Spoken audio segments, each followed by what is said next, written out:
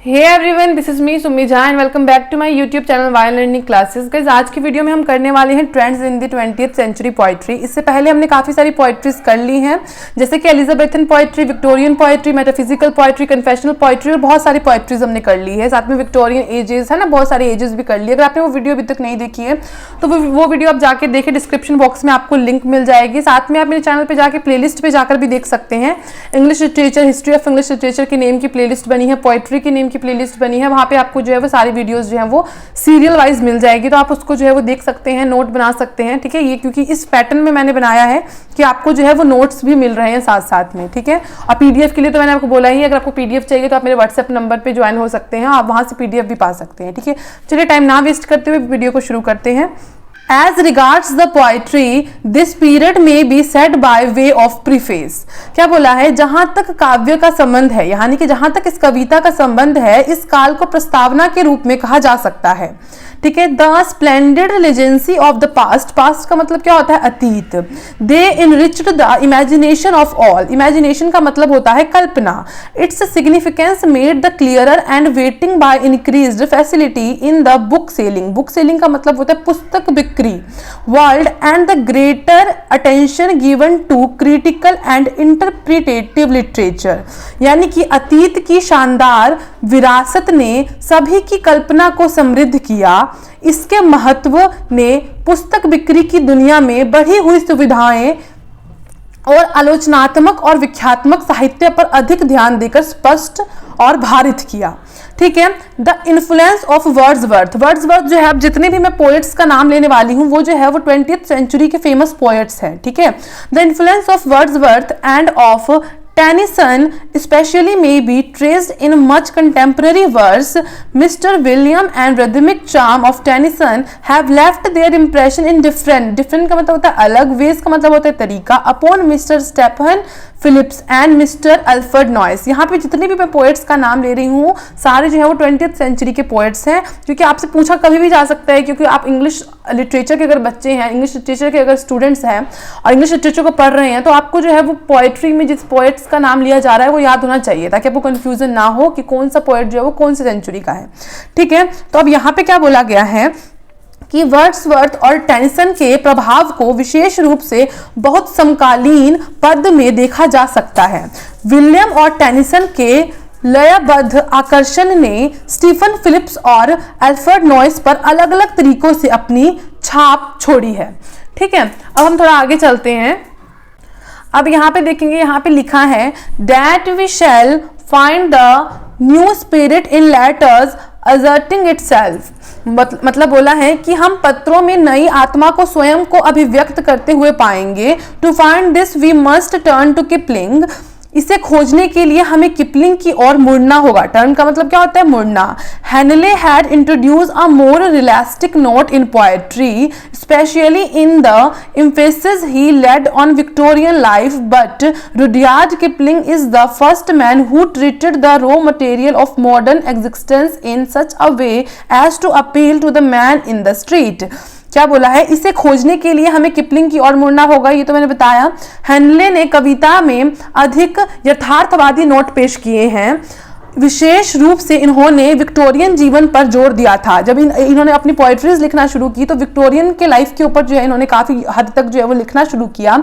लेकिन Rudyard Kipling पहले व्यक्ति हैं जिन्होंने आधुनिक अस्तित्व के कच्चे माल को इस तरह से व्यवहार किया कि वह गली के आदमी को आकर्षित कर सके। ठीक है, and dealing with curd actualities of things as they are, neither Mr. Kipling nor his successor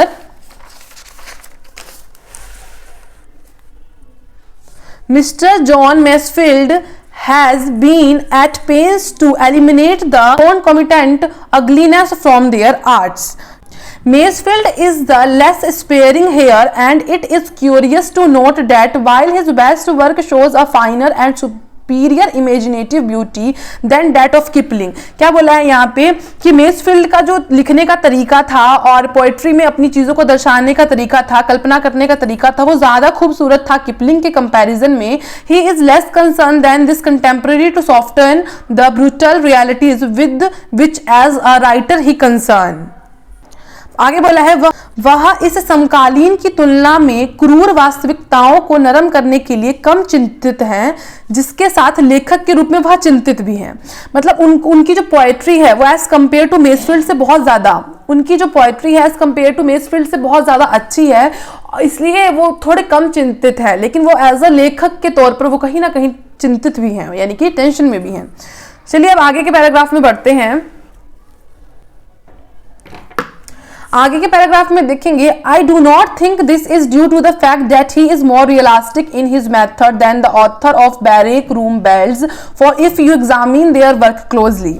मुझे नहीं लगता कि यह इस तथ्य के कारण है कि वह बैरेक रूम बेलाइडस के लेखक की तुलना में अपनी प्रकृति में अधिक यथार्थवादी हैं, यदि आप जांचते हैं कि वे बारीकी से काम कर रहे हैं। ठीक है, अगर आप देखेंगे कि वो बहुत क्लोजली तरीके से काम कर रहे हैं तो वो ज्यादा यथार्थवादी नहीं होंगे। Kipling's words shows a more deliberately realistic manner. अब क्या बोला, किपलिंग की कविता अधिक जानबूझकर यथार्थवादी तरीकों को दर्शाती है, but Kipling is at heart more conventional than Masefield. लेकिन क्या है, किपलिंग दिल से मेसफील्ड की तुलना में अधिक पारंपरिक हैं। ठीक है, Masefield keener sensibility drive him into a frenzy when he compare the idealities with the realities, and the coarse and violence of certain passages in his works are the outcomes of exasperated romanticism, not the result of a deliberate realism। अब क्या बोला है यहाँ पे, Mansfield की किन्नर संवेदनाएं उसे एक उन्माद में ले जाती है जब वह वास्तविकताओं के साथ आदर्शों की तुलना करता है, और उसकी कविता में कुछ अंश ऐसे हैं जो घृणित हिंसा को उत्तेजित करता है रोमांटिज्म में। यानी कि अभी इसकी जो कविताएं होती थी वो रोमांटिज्म में भी जो है वो काम करती थी। ठीक है, किसकी, मेसफील्ड की। Note the result as a deliberate realism less conventional than Kipling, he is, और जो है वो लेस कन्वेंशनल होती थी। He is at less pains to hide his feelings that he has greater imagination. उनकी जो फीलिंग्स थी, उनकी जो इमेजिनेशंस थी वो ज्यादा ग्रेटर थी।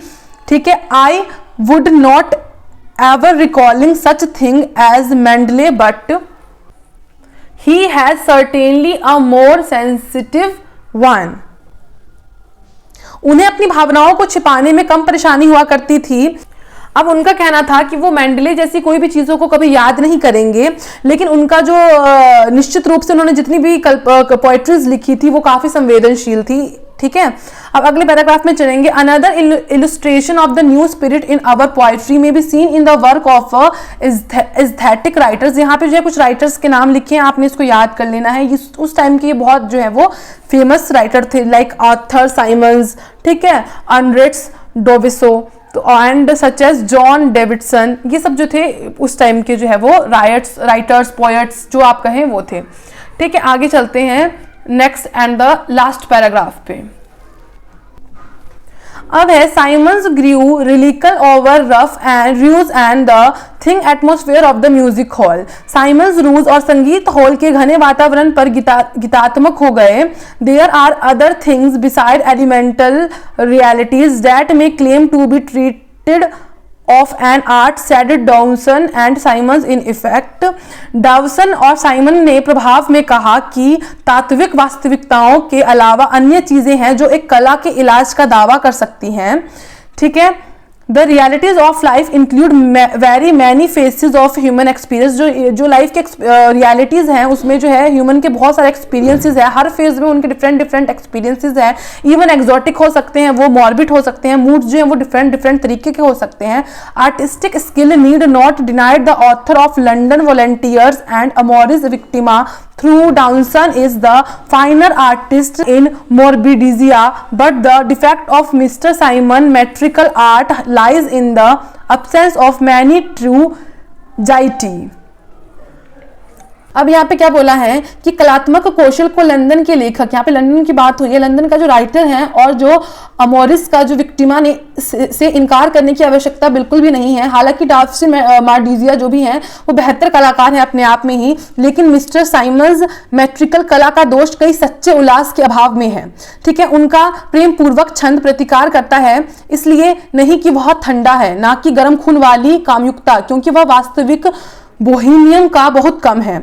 उनके काम में चतुर प्रयोगात्मक पत्रकार का बहुत अधिक है।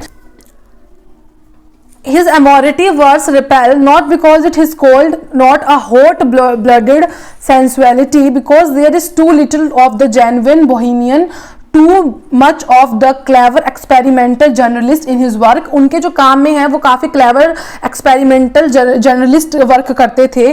It is pity from Simons has a fine and fastidious literary palate and a genuine love of flatter in his prose writing shows। तो इसी के साथ जो है हमारी वीडियो कंप्लीट होती है। अगर आपको वीडियो अच्छी लगी तो वीडियो को लाइक करें, चैनल को सब्सक्राइब करें। इसकी जो पीडीएफ है अगर वो पाने के लिए नीचे दिए गए व्हाट्सएप नंबर पे जल्दी से जल्दी कॉन्टैक्ट करें और साथ में हमारे साथ इंस्टाग्राम पे जुड़े लिंक आपको डिस्क्रिप्शन बॉक्स में मिल जाएगी। ऐसी वीडियो देखने के लिए हमारे चैनल के साथ फिर से जुड़ जाइए। मैं फिर से बोल रही हूँ, चैनल को सब्सक्राइब जरूर करें। मिलते हैं नेक्स्ट वीडियो में, तब तक के लिए जय हिंद, वंदे मातरम।